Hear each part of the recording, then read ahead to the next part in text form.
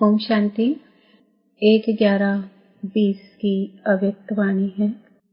Heading: श्रेष्ठ तकदीर की तस्वीर बनाने की युक्ति। आज तकदीर बनाने वाले बाप दादा सभी बच्चों की श्रेष्ठ तकदीर की तस्वीर देख रहे हैं। तकदीरवान सभी बने हैं, लेकिन हर एक के तकदीर के तस्वीर की झलक अपनी अपनी है। जैसे कोई भी तस्वीर बनाने वाले तस्वीर बनाते हैं, तो कोई तस्वीर हजारों रुपयों के दाम की अमूल्य होती है, कोई साधारण भी होती है। यहाँ बाप दादा द्वारा मिले हुए भाग्य को, तकदीर को तस्वीर में लाना अर्थात प्रैक्टिकल जीवन में लाना है, इसमें अंतर हो जाता है। तकदीर बनाने वाले ने एक ही समय और एक ने ही सभी को तकदीर बांटी, लेकिन तकदीर को तस्वीर में लाने वाली हर आत्मा भिन्न भिन्न होने के कारण जो तस्वीर बनाई है उसमें नंबरवार दिखाई दे रहे हैं। कोई भी तस्वीर की विशेषता नयन और मुस्कुराहट होती है। इन दो विशेषताओं से ही तस्वीर का मूल्य होता है। यहाँ भी तकदीर के तस्वीर की यही दो विशेषताएं हैं। नयन अर्थात रूहानी विश्व कल्याणी, रहम दिल परोपकारी दृष्टि। अगर दृष्टि में यह विशेषताएं हैं तो भाग्य की तस्वीर श्रेष्ठ है। मूल बात है दृष्टि और मुस्कुराहट, चेहरे की चमक। यह है सदा संतुष्ट रहने की, संतुष्टता और प्रसन्नता की झलक। इसी विशेषताओं से सदा चेहरे पर रूहानी चमक आती है, रूहानी मुस्कान अनुभव होती है।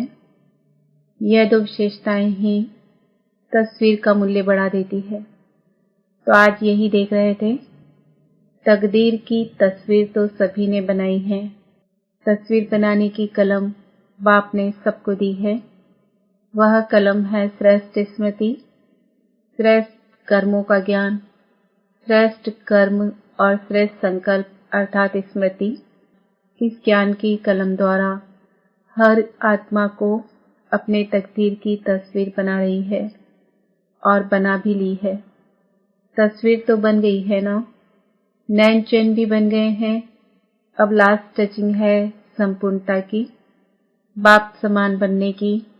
डबल विदेशी चित्र बनाना ज्यादा पसंद करते हैं ना, तो बाप दादा भी आज सभी की तस्वीर देख रहे हैं। हर एक अपनी तस्वीर देख सकते हैं ना कि कहाँ तक तस्वीर मूल्यवान बनी है। सदा अपनी इस रूहानी तस्वीर को देख इसमें संपूर्णता लाते रहो।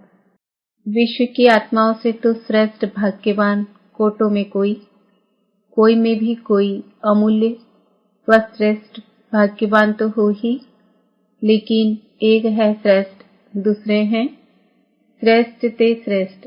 तो श्रेष्ठ बने हैं व श्रेष्ठ ते श्रेष्ठ बने हैं, यह चेक करना है। अच्छा, अब डबल विदेशी रेस करेंगे ना, आगे नंबर लेना है व आगे वालों को देख खुश होना है। देख खुश होना भी आवश्यक है, लेकिन स्वयं पीछे होकर नहीं देखो। साथ साथ होते दूसरों को भी देख हर्षित हो चलो। स्वयं भी आगे बढ़ो और पीछे वालों को भी आगे बढ़ाओ। इसी को ही कहते हैं पर उपकारी। यह पर उपकारी बनना इसकी विशेषता है। स्वार्थ भाव से सदा मुक्त रहना। हर परिस्थिति में, हर कार्य में, हर सहयोगी संगठन में जितना निस्वार्थपन होगा उतना ही पर उपकारी होगा। स्वयं सदा भरपूर अनुभव करेगा, सदा प्राप्ति स्वरूप की स्थिति में होगा। तब पर उपकारी की लास्ट स्टेज अनुभव कर और दूसरों को करा सकेंगे। जैसे ब्रह्मा बाप को देखा, लास्ट समय की स्थिति में उपराम और परोपकार यह विशेषता सदा देखी। स्व के प्रति कुछ भी स्वीकार नहीं किया, न महिमा स्वीकार की, न वस्तु स्वीकार की, न रहने का स्थान स्वीकार किया। स्थूल और सूक्ष्म सदा पहले बच्चे, इसको कहते हैं पर उपकारी। यही संपन्नता की, संपूर्णता की निशानी है। समझा? मुरलियां तो बहुत सुनी, अब मुरलीधर बन सदा नाचते और नचाते रहना है। मुरली से सांप के विष को भी समाप्त कर लेते हैं। तो ऐसा मुरलीधर हो जो किसी का कितना भी कड़वा स्वभाव संस्कार हो उसको भी वश कर दे, अर्थात उससे मुक्त कर नचा दे, हर्षित बना दे। अभी ये रिजल्ट देखेंगे कि कौन कौन ऐसे योग्य मुरलीधर बनते हैं। मुरली से भी प्यार है, मुरलीधर से भी प्यार है, लेकिन प्यार का सबूत है जो मुरलीधर की हर बच्चे प्रति शुभ आशा है वह प्रैक्टिकल में दिखाना। प्यार की निशानी है जो कहा वह करके दिखाना। ऐसे मास्टर मुरलीधर होना, बनना ही है। अब नहीं बनेंगे तो कब बनेंगे? करेंगे ये ख्याल नहीं करो, करना ही है। हर एक यही सोचे कि हम नहीं करेंगे तो कौन करेगा, हमको करना ही है, बनना ही है। कल्प की बाजी जितनी ही है पूरे कल्प की बात है।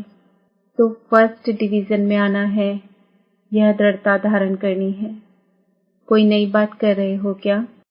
कितना बार की हुई बात को सिर्फ लकीर के ऊपर लकीर खींच रहे हो? ट्रामा की लकीर खींची हुई है, नई लकीर भी नहीं लगा रहे हो। जो सोचो कि पता नहीं सीधी होगी व नहीं, कल्प कल्प की बनी हुई प्रारब्ध को सिर्फ बनाते हो, क्योंकि कर्मों के फल का हिसाब है। बाकी नई बात क्या है? यह तो बहुत पुरानी है, हुई पड़ी है। यह है अटल निश्चय, इसको दृढ़ता कहते हैं, इसको तपस्वी मूर्त कहते हैं। हर संकल्प में दृढ़ता माना तपस्या। अच्छा, बाप दादा हाईएस्ट होस्ट भी है और गोल्डन गेस्ट भी है। होस्ट बनकर भी मिलते हैं, गेस्ट बनकर आते हैं, लेकिन गोल्डन गेस्ट है, चमकीला है ना। गेस्ट तो बहुत देखे, लेकिन गोल्डन गेस्ट नहीं देखा। जैसे चीफ गेस्ट को बुलाते हो तो वह थैंक्स देते हैं, तो ब्रह्मा बाप ने भी होस्ट बन इशारे दिए और गेस्ट बन सबको मुबारक दे रहे हैं। जिन्होंने पूरी सीजन में सेवा की उन सबको गोल्डन गेस्ट के रूप में बधाई दे रहे हैं। सबसे पहली मुबारक किसको? निमित्त दादियों को। बाप दादा निर्विघ्न सेवा के समाप्ति की मुबारक दे रहे हैं। मधुबन निवासियों को भी निर्विघ्न हर्षित बन मेहमान निवाजी करने की विशेष मुबारक दे रहे हैं। भगवान भी मेहमान बनाया तो बच्चे भी। जिसके घर में भगवान मेहमान बनकर आवे वह कितने भाग्यशाली हैं। रथ को भी मुबारक है, क्योंकि यह पाठ बजाना भी कोई कम बात नहीं। इतनी शक्तियों को इतना समय प्रवेश होने पर धारण करना, यह भी विशेष पाठ है। लेकिन यह समाने की शक्ति का फल आप सबको मिल रहा है। तो समाने की शक्ति की विशेषता से बाप दादा की शक्तियों को समाना, यह भी विशेष पाठ कहो व गुण कहो। तो सभी सेवाधारियों में यह भी सेवा का पाठ बजाने वाली निर्विघ्न रही, इसके लिए मुबारक हो और पद्मा पदम थैंक्स। डबल विदेशियों को भी डबल थैंक्स, क्योंकि डबल विदेशियों ने मधुबन की शोभा कितनी अच्छी कर दी। ब्राह्मण परिवार के श्रृंगार डबल विदेशी हैं। ब्राह्मण परिवार में देश वालों के साथ विदेशी भी हैं, तो पुरुषार्थ की भी मुबारक और ब्राह्मण परिवार का श्रृंगार बनने की भी मुबारक। मधुबन परिवार की विशेष सौगात हो, इसलिए डबल विदेशियों को डबल मुबारक दे रहे हैं। चाहे कहाँ भी है, सामने तो थोड़े हैं, लेकिन चारों ओर के भारतवासी बच्चों को और डबल विदेशी बच्चों को बड़ी दिल से मुबारक दे रहे हैं। हर एक ने बहुत अच्छा पाठ बजाया। अब सिर्फ एक बात रही है, समान और संपूर्णता की। दादियां भी अच्छी मेहनत करती, बाप दादा दोनों का पाठ साकार में बजा रही हैं। इसलिए बाप दादा दिल से स्नेह के साथ मुबारक देते हैं। सब में बहुत अच्छा पाठ बजाया। ऑलराउंड सब सेवाधारी, चाहे छोटी सी साधारण सेवा है लेकिन वह भी महान है। हर एक ने अपना भी जमा किया और पुण्य भी किया। सभी देश विदेश के बच्चों के पहुंचने की भी विशेषता मुबारक योग्य है। सब महारथियों ने मिलकर सेवा का श्रेष्ठ संकल्प प्रैक्टिकल में लाया और लाते ही रहेंगे। सेवा में जो निमित्त है उन्हों को भी तकलीफ नहीं देनी चाहिए। अपने अलबेलेपन से किसको मेहनत नहीं करानी चाहिए। अपनी वस्तुओं को संभालना यह भी नॉलेज है। याद है ना, ब्रह्मा बाप क्या कहते थे? रुमाल खोया तो कभी खुद को भी खो देगा। हर कर्म में श्रेष्ठ और सफल रहना, इसको कहते नॉलेजफुल। शरीर की भी नॉलेज, आत्मा की भी नॉलेज, दोनों नॉलेज हर कर्म में चाहिए। शरीर के बीमारी की भी नॉलेज चाहिए। मेरा शरीर किस विधि से ठीक चल सकता है, ऐसे नहीं। आत्मा तो शक्तिशाली है, शरीर कैसा भी है। शरीर ठीक नहीं होगा तो योग भी नहीं लगेगा, फिर शरीर अपनी तरफ खींचता है। इसलिए नॉलेजफुल में यह सब नॉलेज आ जाती है। अच्छा, कुछ कुमारियों का समर्पण समारोह बाप दादा के सामने हुआ। बाप दादा सभी विशेष आत्माओं को बहुत सुंदर सजा सजाया देख रहे हैं। दिव्य गुणों का श्रृंगार कितना बढ़िया सभी को शोभनिक बना रहा है। लाइट का ताज कितना सुंदर चमक रहा है। बाप दादा अविनाशी श्रृंगारी हुई सूरतों को देख रहे हैं। बाप दादा को बच्चों का यह उमंग उत्साह का संकल्प देख खुशी होती है। बाप दादा ने सभी को सदा के लिए पसंद कर लिया। आपने भी पक्का पसंद कर लिया है ना? दृढ़ संकल्प का हथियाला बंध गया। बाप दादा के पास हर एक के दिल के स्नेह का संकल्प सबसे जल्दी पहुंचता है। अभी संकल्प में भी यह श्रेष्ठ बंधन ढीला नहीं होगा। इतना पक्का बांधा है ना? कितने जन्मों का वायदा किया। यह ब्रह्मा बाप के साथ सदा संबंध में आने का पक्का वायदा है और गारंटी है कि सदा भिन्न नाम रूप संबंध में 21 जन्म तक तो साथ रहेंगे ही। तो कितनी खुशी है, हिसाब कर सकती हो? इसका हिसाब निकालने वाला कोई नहीं निकला है। अभी ऐसे ही सदा सजे सजाए रहना, सदा ताजधारी रहना और सदा खुशी में हंसते गाते रूहानी मौज में रहना। आज सभी ने दृढ़ संकल्प किया ना कि कदम कदम पर रखने वाले बनेंगे। वह तो स्थूल पांव के ऊपर पांव रखती है, लेकिन आप सभी संकल्प रूपी कदम पर कदम रखने वाले। जो बाप का संकल्प वह बच्चों का संकल्प। ऐसा संकल्प किया, एक कदम भी बाप के कदम के सिवाय यहाँ वहाँ का न हो। हर संकल्प समर्थ करना अर्थात बाप के समान कदम के पीछे कदम रखना। अच्छा, जैसे विमान में उड़ते उड़ते आए, ऐसे बुद्धि रूपी विमान भी इतना ही फास्ट उड़ता रहता है ना, क्योंकि वह विमान सरकमस्टांस के कारण नहीं भी मिले, लेकिन बुद्धि रूपी विमान सदा साथ है और सदा शक्तिशाली है। तो सेकंड में जहाँ चाहे वहाँ पहुँच जाए। तो इस विमान के मालिक होना, सदा यह बुद्धि का विमान एवर रेडी हो, अर्थात सदा बुद्धि की लाइन क्लियर हो।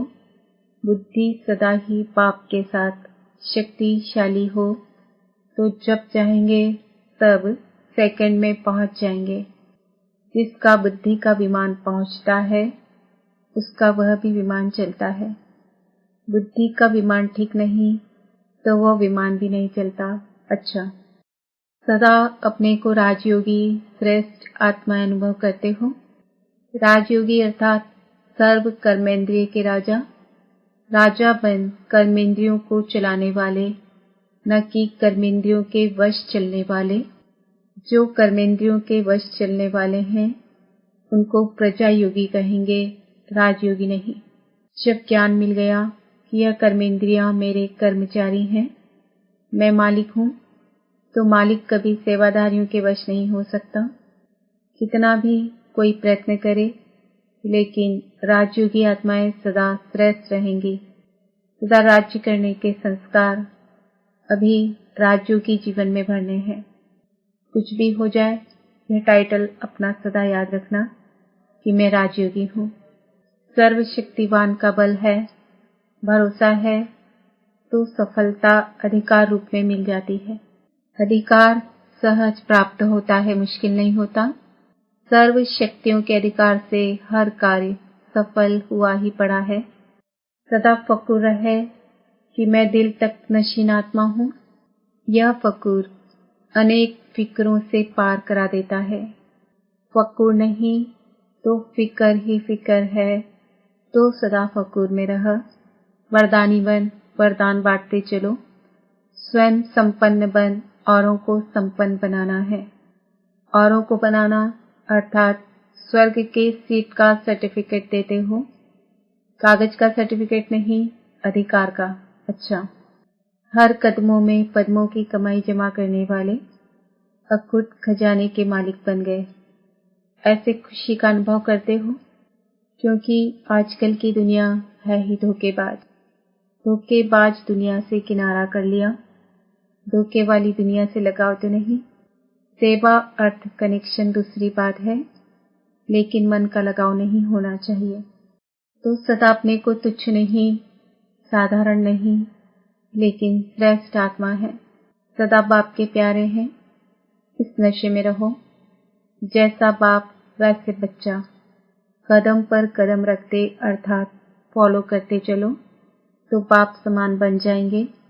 समान बनना अर्थात संपन्न बनना।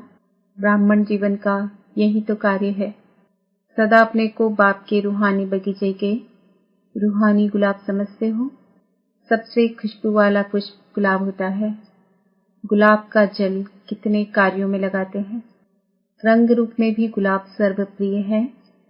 तो आप सभी रूहानी गुलाब हो। आपकी रूहानी खुशबू औरों को भी स्वतः आकर्षण करती है। कहाँ भी कोई खुशबू की चीज होती है तो सबका अटेंशन स्वतः ही जाता है। तो आप रूहानी गुलाबों की खुशबू विश्व को आकर्षित करने वाली है, क्योंकि विश्व को इस रूहानी खुशबू की आवश्यकता है। इसलिए सदा स्मृति में रहे कि मैं अविनाशी बगीचे का अविनाशी गुलाब हूँ, कभी मुरझाने वाला नहीं, सदा खिला हुआ। ऐसे खिले हुए रूहानी गुलाब सदा सेवा में स्वतः ही निमित्त बन जाते हैं। याद की, शक्तियों की, गुणों की यह सब खुशबू सबको देते रहो। स्वयं बाप ने आकर आप फूलों को तैयार किया है, तो कितने सिकिल्दे हो। अच्छा, वरदान, न्यारे और प्यारे बनने का राज जानकर राजी रहने वाले राजयुक्त भव।